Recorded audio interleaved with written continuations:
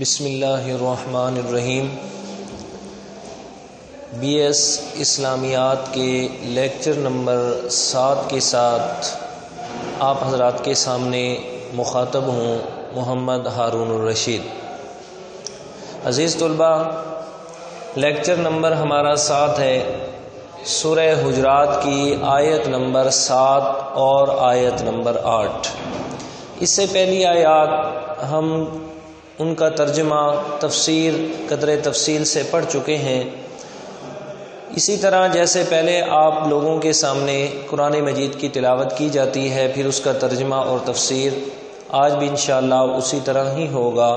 سب سے پہلے آیت کریمہ کا اس کو پڑھنا، تلاوت کرنا، اور پھر اس کے بعد اس کا ترجمہ۔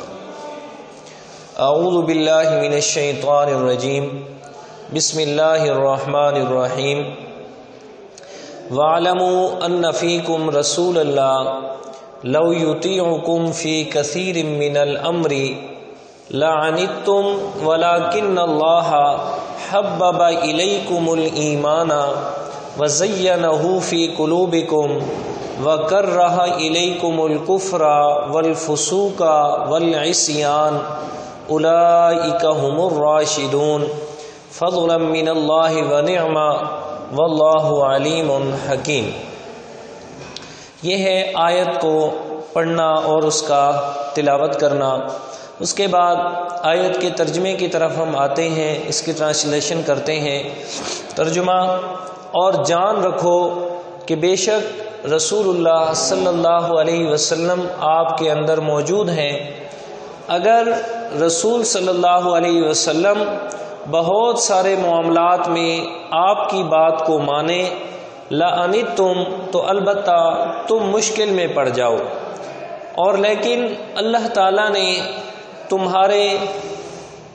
تمہارے لیے محبوب کر دیا ایمان کو، اور اس ایمان کو مزین کر کے تمہارے دلوں میں سجا دیا، اور اس اللہ تعالیٰ نے تمہارے دلوں میں نفرت پیدا کر دی کفر کی اور گناہ کی اور نافرمانی کی۔ یہی لوگ ہیں ہدایت والے یا ہدایت یافتہ۔ یہ ہدایت کا مل جانا یہ اللہ تعالیٰ کا بہت بڑا فضل ہے اور اس کی نعمت ہے، اور اللہ تعالیٰ جاننے والا، حکمت والا ہے۔ تو یہ تھا آیات کا ترجمہ اور آیات کی تلاوت۔ اب ہم آتے ہیں آیات کی تفسیر کی طرف۔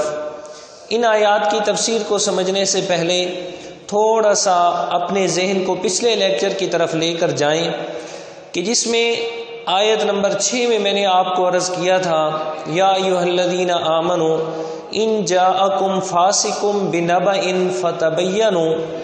اللہ تعالیٰ نے اہل ایمان کو یہ حکم دیا کہ اگر کوئی بھی ناواقف آدمی آپ کے سامنے کوئی خبر لے کر آئے تو فرمایا کہ فوراً اس کو قبول نہ کر لو، بلکہ اس میں تھوڑی سی فتبینوا، جانچ پڑتال کر لو، کہ کہیں یہ نہ ہو کہ فتصبحوا علی ما فعلتم نادمین، کہ جس قوم کے بارے میں وہ خبر ہے تم نادانی کے اندر اس کے ساتھ لڑائی جھگڑا یا کوئی اور نقصان کر بیٹھو، اور بعد میں پھر اس پر تمہیں ندامت کا سامنا کرنا پڑے۔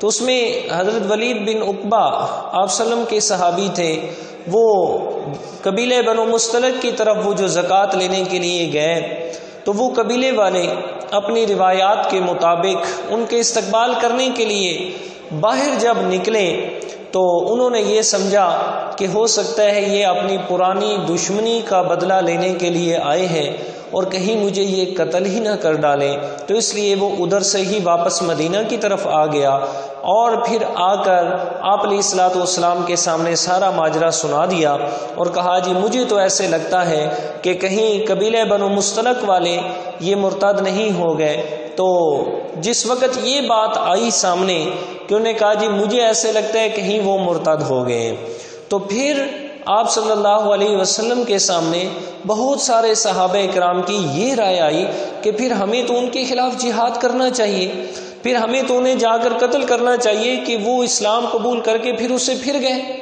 تو پھر ان کے لیے تو کوئی بھی ایسا ہی رعایت والی بات نہیں ہونی چاہیے۔ تو آپ صلی اللہ علیہ وسلم نے بات تو سب کی سنی، لیکن سن کے فرمایا کہ ایسی بات نہیں ہوگی، پہلے میں اس کی تحقیق کروں گا۔ تو حضرت خالد بن ولید رضی اللہ تعالی عنہ، حضرت آپ صلی اللہ علیہ وسلم ان کے حکم سے حضرت خالد بن ولید رضی اللہ تعالیٰ عنہ کو آپ صلی اللہ علیہ وسلم نے مقرر فرمایا جائیں اور قبیلہ بنو مستلق کے لوگوں کی جانچ پڑتال کر کے آئیں کہ آیا وہ کس طریقے پر ہیں، واقعتاً وہ مرتد ہو گئے، واقعتاً وہ اسلام کو چھوڑ کر چلے گئے، یا اس میں کچھ اور بات ہے۔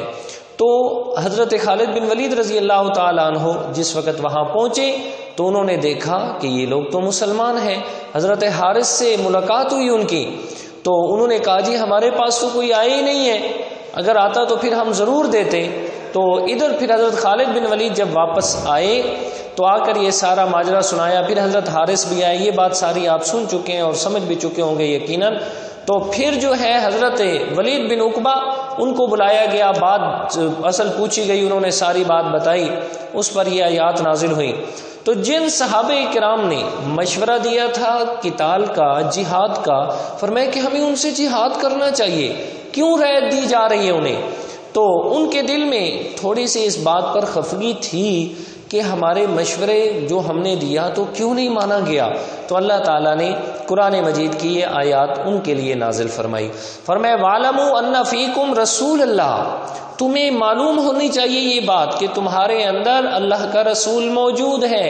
فرمایا جب وہ موجود ہے تو پھر کیا ہے؟ فرمایا کہ اگر اللہ کا پیغمبر لو یطیعکم فی کثیر من الامر لعنتم، فرمایا کہ اگر اللہ تعالیٰ کا پیغمبر تمہاری ہر بات، تمہارا دنیاوی معاملات کے اندر ہر مشورہ، اس کو اگر اللہ کا پیغمبر ماننا شروع کر دے تو پھر کیا نتیجہ نکلے گا؟ لعنتم، تو پھر تم خود مشکل میں پڑ جاؤ گے، تم خود مشکلات کا سامنا تمہیں کرنا پڑے گا۔ تو میرے پیغمبر کا تمہارے اندر موجود ہونا یہ بھی نعمت ہے میں اللہ کی، یہ بھی میں اللہ کا احسان ہے۔ اور پھر دوسرے نمبر پہ فرمایا میرے پیغمبر کا آپ لوگوں کے ہر مشورے کو نہ ماننا یہ بھی تمہارے لیے آسانی ہے، اس لیے کہ میرے پیغمبر کا ہر بات پر عمل نہ کرنا یہ بھی تو پھر آسانی ہے، اس لیے کہ آپ پر احسان ہو رہا ہے۔ اسی کو فرمایا لقد من اللہ علی المؤمنین اذ بعث فیہم رسولا من انفسہم یتلو علیہم آیاتک ویعلمہم الکتاب والحکمت ویزکیہم۔ فرمایا کہ اللہ تعالیٰ نے احسان کیا مومنین پر کہ ان میں اپنا خاص عظمتوں والا رسول یعنی آپ صلی اللہ علیہ وسلم کو کیا کیا؟ مبعوث کیا۔ تو یہ اللہ تعالیٰ کے احسان ہے کہ آپ صلی اللہ علیہ وسلم ہمارے اندر مبعوث ہوئے، اور دوسرے نمبر پر یہ احسان کہ فرمایا آپ صلی اللہ علیہ وسلم آپ کے ہر معاملے کے اندر آپ کی بات کو نہیں تسلیم کرتے، آپ کے رائے کو نہیں مانتے، تو ان کا نہ ماننا فرمایا یہ بھی تو آپ لوگوں کے لیے آسانی ہے۔ اگر ہر معاملے میں آپ کی بات کو مانے تو لعنتم، تو پھر کیا ہوگا کہ آپ مشکل میں پڑ جائیں گے۔ لیکن اس سے بڑا احسان اور ہے، وہ کیا؟ فرمایا وَلَٰكِنَّ اللَّهَ حبب الیکم الایمان وزینہ فی قلوبکم۔ فرمایا اس سے بڑا میں اللہ تعالیٰ کا احسان یہ ہے، فرمایا کہ میں اللہ تعالیٰ نے تمہارے دلوں کے اندر، جی تمہارے دلوں کے اندر حبب الیکم الایمان، میں اللہ تعالیٰ نے ایمان کی محبت کو بھر دیا ہے، میں اللہ تعالیٰ نے ایمان کی محبت سے تمہارے دلوں کو موزن کر دیا۔ جب محبت ایمان کا مل جانا، اور دوسرے نمبر پہ وزینہ فی قلوبکم، اور میں اللہ تعالیٰ نے اپنی رحمت اور قدرت کے ہاتھوں سے ایمان کو مزین کر کے، ایمان کو خوبصورت بنا کے، ایمان کو دلہن کی طرح سجا کے فی قلوبکم تمہارے دلوں میں بٹھا دیا ہے میں اللہ تعالیٰ نے۔ ایمان کا گھر میں اللہ نے ایمان والے کے دل کو بنایا۔ فرمائے کہ یہ میں اللہ تعالیٰ کا بہت بڑا احسان ہے کہ تمہارے دلوں کے اندر میں اللہ تعالیٰ نے ایمان کی محبت کو رکھا، تمہارے دلوں میں ایمان کو سجا دیا، یہ میں اللہ تعالیٰ کا احسان ہے۔ اب دیکھیے گا صحابہ کرام کی عزت عظمت ان کی مدح اللہ تعالیٰ کا قرآن خود کر رہا ہے بزبان خدا، یعنی اللہ تعالیٰ اپنی کلام کے اندر اپنے پیغمبر کے صحابہ کرام کا تذکرہ کتنے اعلیٰ انداز میں فرما رہا ہے کہ میں اللہ تعالیٰ نے ولیکن اللہ لیکن اللہ نے حبب الیکم الایمان وزینہ فی قلوبکم، ایمان کی محبت کو صحابہ کرام کے دل میں مزین کر دیا۔ دوسری بات فرمایا وکرہ الیکم الکفر والفسوق والعصیان، فرمایا کہ اور ناپسندیدگی کو بھر دیا تمہارے دلوں میں، کس چیز سے؟ فرمایا الکفر، فرمایا کفر سے بھی نفرت، والفسوق گناہ سے بھی نفرت، والعصیان اور ہر قسم کی نافرمانی سے بھی نفرت۔ فرمایا یہ صحابہ کرام کی اللہ تعالیٰ نے مدح بھی کر دی۔ فرمایا کہ یہ میں اللہ کا بڑا احسان کہ تمہارے اندر میرا پیغمبر موجود۔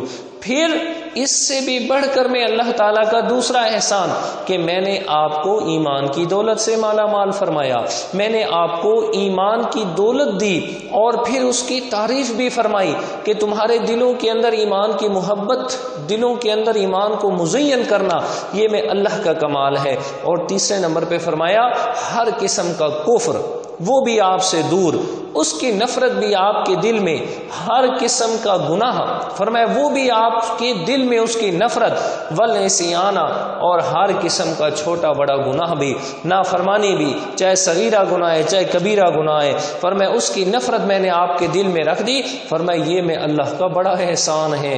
آگے فرمایا اولئک هم الراشدون، فرمایا یہی جو صفات والے تیرے صحابہ ہیں میرے پیغمبر، یہی جو صفات والے تیرے دوست ہیں، احباب ہیں، تیری محفل میں بیٹھنے والے ہیں، ہم الراشدون، یہی ہدایت یافتہ ہیں، یہی ہدایت والے لوگ ہیں، انہی کو میں اللہ تعالیٰ نے ہدایت سے مالا مال کیا۔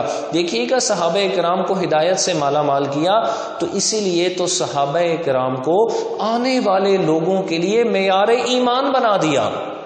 قرآن مجید میں واضح ہے، فرمایا فَإِنْ آمَنُوا بِمِثْلِ مَا آمَنْتُمْ بِهِ فَقَدْ اهْتَدَوْا، فرمایا اہل ایمان جو صحابہ سے بعد میں آنے والے، قیامت تک آنے والے جتنے بھی لوگ ہیں، فرمایا تمہارے لیے ایمان کی کسوٹی، ایمان کا معیار ہے میرے پیغمبر کے صحابہ۔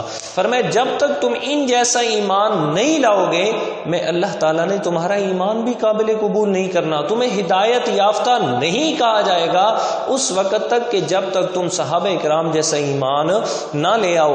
فرمایا کہ صحابہ کرام اولئک هم الراشدون، یہی ہدایت والے ہیں، اور ان کو ہدایت مل جانا، صحابہ اکرام کو ہدایت کا مل جانا یہ ان کا ذاتی کمال نہیں ہے، یہ ان کی کچھ ذاتی صفت نہیں ہے۔ فرمایا کیا؟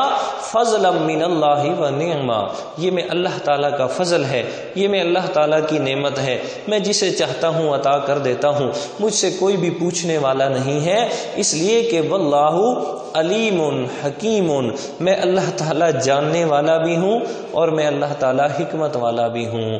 فرمایا کہ جانتا ہوں کہ کس کا دل جو ہے ایمان کے لیے مناسب ہے یا نہیں ہے، حکیم حکمت والی ذات ہوں، یہ جانتا ہوں کہ جتنے بھی احکام اہل ایمان کے لیے میں اتار رہا ہوں اور اہل ایمان کے لیے میں جتنے بھی احکامات کو لازم کر رہا ہوں اس میں حکمت ضرور ہے، آیا وہ اس پر عمل کریں گے کہ نہیں، کتنا عمل کریں گے، مشکل ہوگا یا آسان ہوگا، یہ میں حکمتوں والا بادشاہ ہی جانتا ہوں۔ تو اس لیے میں نے جو بھی احکام نازل کیے ہیں قرآن مجید میں وہ علم مبنی بر علم بھی ہیں، مبنی بر حکمت بھی ہیں، تو اس لیے اہل ایمان کو یہ لازم قرار دیا گیا۔ فرمائے کہ تمہارے اندر میرا پیغمبر یعنی صحابہ کرام کی بات ہے موجود ہے تو اس کی بات کی اطاعت کریں، دنیاوی امور میں بھی دینی امور میں بھی، جو پیغمبر نے کہہ دیا بس وہ کہہ دیا، اب بات ختم اور کچھ نہیں ہے۔ اور دوسرے نمبر پہ فرمایا یہ بات ہے کہ اب آپ علیہ الصلوۃ والسلام تو دنیا سے رحلت فرما گئے، اللہ تعالیٰ کے پاس چلے گئے، اللہ تعالیٰ نے ان کو اپنے ہاں بلا لیا، فرمایا دنیا میں نہیں ہے، تو فرمایا اب ان کے وارث جتنے بھی علماء ہیں، علماء حق، العلماء ورثۃ الانبیاء، فرمایا کہ پیغمبر کے بعد اس کے وارثین، علم کے وارثین فرمایا علماء ہیں، تو چاہیے کہ علماء کی بھی قدر کریں اور ان کی طرف سے جو بات آئے مطلب قرآن و سنت کے مطابق اس پر عمل کرنا بھی عوام کے لیے لازم ہے۔